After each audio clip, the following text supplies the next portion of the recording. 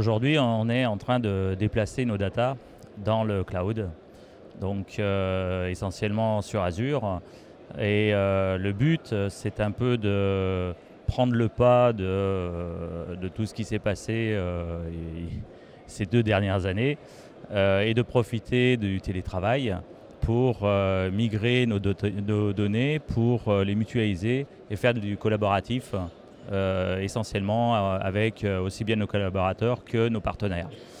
Et donc on se sert de Teams essentiellement, donc la donnée va sur SharePoint et voilà, donc ça c'est un gros projet qui paraît simple à la base, mais qui est beaucoup plus compliqué que l'on pense, pas sur le côté technique, mais surtout sur l'appropriation du système qui est assez compliqué.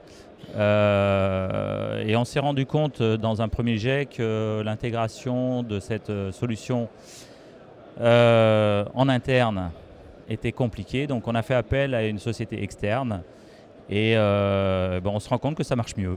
Quand la parole vient de l'extérieur, ça marche un peu mieux et voilà. Donc pour l'instant, on va vers une réussite et espérons qu'on va aller jusqu'au bout et c'est tout ce que j'espère. Les moyens déjà, c'est le côté licensing envers Microsoft, puisqu'on a monté sur le côté licence sur des versions E3, E5 pour avoir des espaces et de la sécurité, donc la cybersécurité, puisqu'on était sur 2 tableaux. C'est bien gentil de déplacer de la donnée, mais il faut la sécuriser. Donc le mode licensing nous a permis de sécuriser chez nous. Et tous les moyens, c'est des moyens humains sur des personnes que l'on a nommées des champions pour être un petit peu nos porte-parole dans chaque métier, puisque nous avons des BU et ces business units, à chacun, nous avons nommé des champions qui ont essayé d'avoir un vocabulaire de métier, chose que l'on n'a pas nous. Nous, on a un vocabulaire technique. Donc notre grosse problématique, c'est communiquer. Et ce qui est vraiment essentiel dans ce projet. Alors les gros bénéfices, c'est justement ce collaboratif instantané avec du low-code et du no-code. Ça nous permet de faire des applications très simples avec des Power Apps, du Power Automation de chez Microsoft, et qui a permis en quelques instants, en quelques heures, de mettre en production des applications et des applications métiers internes et communiquer même avec toutes les mairies, des partenaires instantanément, et de partager des documents et travailler en même temps, tous ensemble, faire du vrai collaboratif.